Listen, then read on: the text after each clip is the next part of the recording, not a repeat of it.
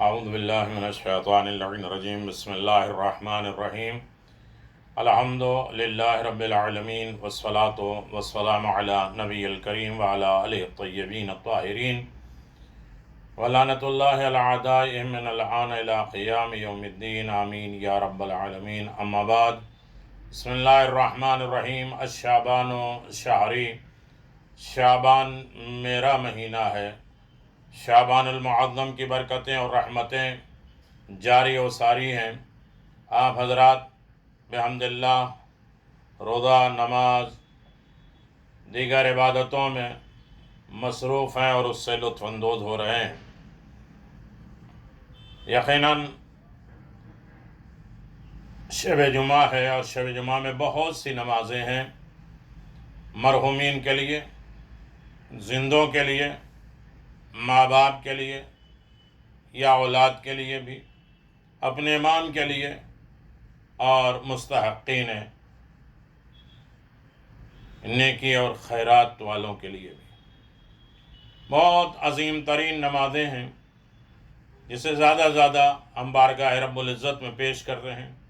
تسبیحات ہے، دعا ہے، مناجات ہے، قرب الہی ہے، یعنی شعبان میں انسان کا دل نرم ہو جائے، مشکلات، پریشانیاں، دشواریوں سے اپنے آپ کو بچا لے، حق کرے، حق بولے، حق سنے، کسی طریقے سے انسان مرعوب نہ ہو، باطل نہ کرے، یہاں تک کہ ظالم جابر بادشاہوں کے سامنے بھی حق بات کہنا یہ عظیم ترین جہاد ہے۔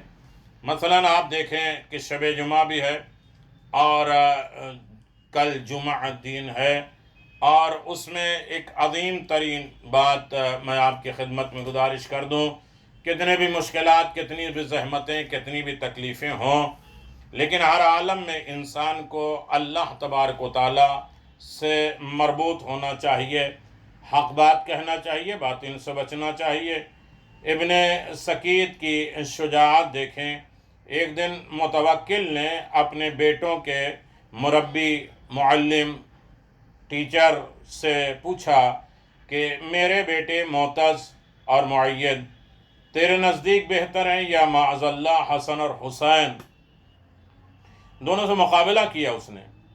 ابن سکیت بہت کم بولتے تھے، خاموش مزاج تھے، لیکن اس پر خاموش بالکل نہ رہ گئے، برجستہ بولے کہ تو حسن اور حسین علیہ السلام سے اپنی اولاد کا مقابلہ موازنہ کر رہا ہے؟ میری نگاہ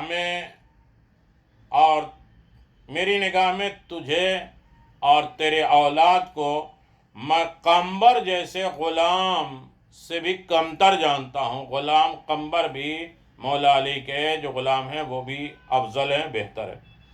متوکل کو بڑا غصہ آیا، اس نے فوراً کہا کہ ان کی زبان گدی سے کھینچ لیا جائے۔ حکم ہوتے ساتھ زبان کو کھینچ لیا گیا۔ یعنی سکیت جو معلم تھے، اہل بیت کے چاہنے والے تھے، حق بیانی کرنے والے تھے، یعنی یہ جانتے تھے کہ متوکل کتنا بڑا ظالم ہے، کیا ظلم کرے گا، کس طریقے سے ہمارا کام کرے گا، لیکن پھر بھی حق بات بولے، ظالم کے سامنے صحیح بات بولے، اور زبان کھینچ لی گئی، اور عشق محبت حسنین کے جرم میں شہید کر دیا گیا۔ یعنی یہ انسان ہر عالم میں اپنے پروردگار کے سامنے اپنے آپ کو حاضر ناظر جانے۔ مشکلات، دشواریاں، پریشانی تو آتی رہتی ہیں اور آ رہی ہیں۔ ایسا نہیں ہے کہ ہم غلط بات کر کے مشکلات، پریشانی سے ہم نجات پا جائیں گے، وہ آنا ہے۔ مشکلات، زحمتیں، تکلیفیں مومن کے حق میں بہت سی بہتری لاتا ہے، اور اسی لیے بہت سی بیماریاں انسان کے لیے ضروری ہے، جیسے پھوڑے ہے، پھنسی ہے، بخار ہے، اور بہت سی چیزیں ایسی ہیں کہ جسے معصومین علیہ السلام نے فرمایا کہ یہ تمہارے لیے بہتر ہے، افضل ہے، اعلیٰ ہے۔ عزیزان محترم، یقیناً آپ دیکھیں کہ آپ جمعہ اور شب جمعہ کے اعمال کے سلسلے میں متواتر مسلسل میں آپ کی خدمت میں گزارش کر رہا ہوں کہ اگر جمعہ ہم ایسے وقت میں نہیں پڑھ سکتے تو کم از کم پاکیزہ لباس پہنیں، خوشبو لگائیں، اہل خانہ کے لیے بہترین چیز لائیں، استغفار کریں، دعا کریں، غسل جمعہ کریں، مسائل دینی سیکھیں۔ 20 رکعت نماز نافلہ جمعے کے دن ہے، کچھ ظہر سے پہلے، کچھ ظہر کے بعد، کچھ ظہر اور عصر کے درمیان ہے۔ ائمہ معصومین علیہ الصلوۃ کی زیارت پڑھے، والدین کے قبور پہ جائے، اور بہت سے اعمال ہیں، بہت سے کار خیر ہیں، مونچھیں داڑھی کاٹیں، اور صبح انار کھائیں، اور صدقہ نکالیں، 1000 مرتبہ یا حد اقل 100 مرتبہ صلوات پڑھیں، دعائے ندبہ پڑھیں، زیادہ زیادہ اپنے امام کو یاد کریں۔ بہت عظیم ترین چیزیں ہیں کہ جہاں انسان اپنے پروردگار اور اپنے مالک اور اپنے مولا کو یاد کر سکتا ہے۔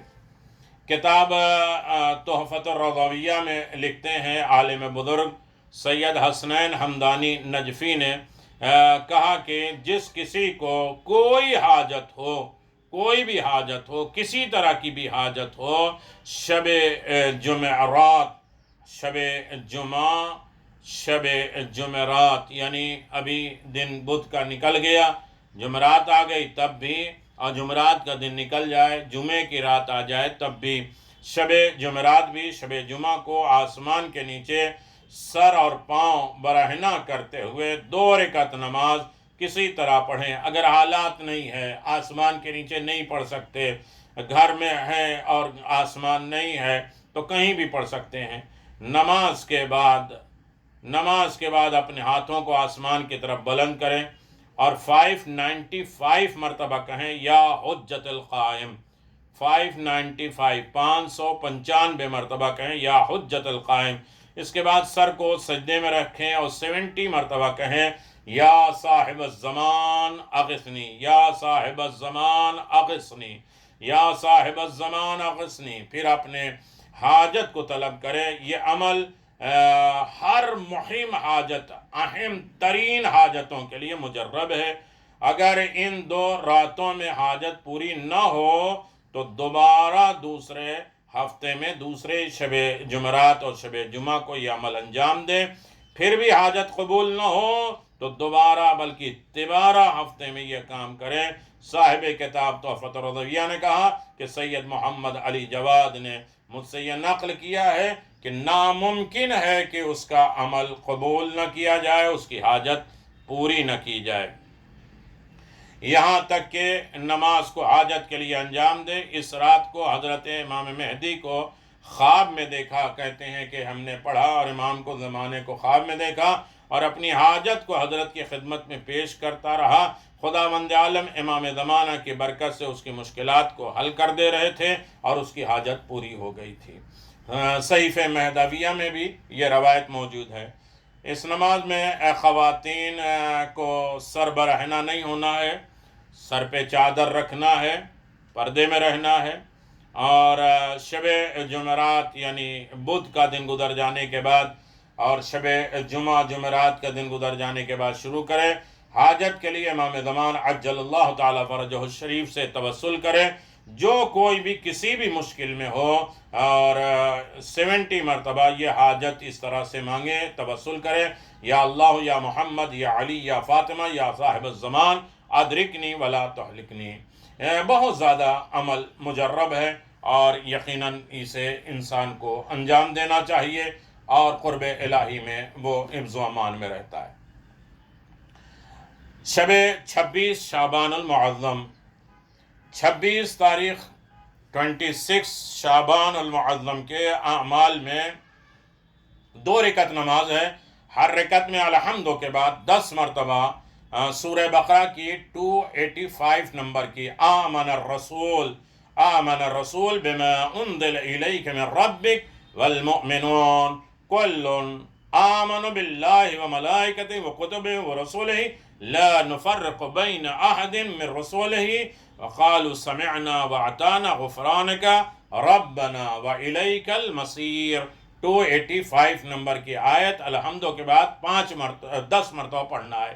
2 رکعت نماز پڑھنا ہے، ہر رکعت میں الحمدو کے بعد 285 نمبر کے سورہ بقرہ کی آیت پڑھنا ہے اور یہ آیت جس میں پڑھی جا رہی ہے اس کے فضائل بہت زیادہ ہیں، ہمارے پاس وقت نہیں ہوتا ہے، لیکن معصومین نے فرمایا کہ یہی آیت کافی ہے، پورے سورہ بقرہ میں جتنے پیغامات ہیں سب اس میں ہیں، اور یہ ہر لازم ہے، مومن کے بھی فضائل اور رسول کے اوپر فضائل، رسول کے اوپر ایمان لانے والوں کی فضیلتیں، برکتیں، رحمتیں اس میں سب موجود ہیں، اور پھر انشاءاللہ اس کی تفسیر ہوگی، اور یقیناً آپ کی چھوٹی چھوٹی تفسیریں آپ پڑھتے ہوں گے اور اس میں آپ متوجہ ہوں گے۔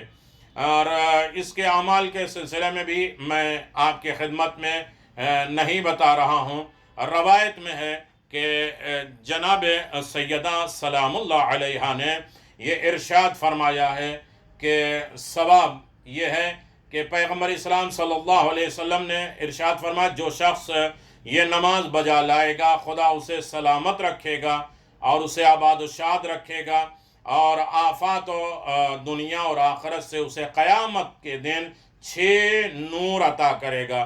پیغمبر اسلام صلی اللہ علیہ وسلم فرماتے ہیں جو شخص یہ نماز پڑھ لے گا خدا اسے دنیا اور آخرت میں سلامت رکھے گا، آباد و شاد رکھے گا، اور قیامت میں ہر منزل پہ اسے 6 نور دیا جائے گا، اور 6 نور عظیم ترین نور ہوگا جو ہر طریقے کی اسے مشکلات سے نجات دے گا۔ یقیناً انسان 26 شعبان المعظم کا جو روزہ رکھے گا وہ پل صراط سے بہت جلدی گزر جائے گا۔ دیکھیں اس کی تفسیرات میں جانا ہمیں چاہیے اور سوچنا چاہیے کہ رب کریم نے کتنے فضائل بیان کیے ہیں اس آیت کریمہ میں۔ یقیناً آمن الرسول بما انزل الیک من رب والمؤمنون کل آمن باللہ وملائکتہ وکتبہ ورسولہ لا نفرق بین احد من رسولہ قالوا سمعنا وطعنا وغفرانک ربنا والیک المصیر۔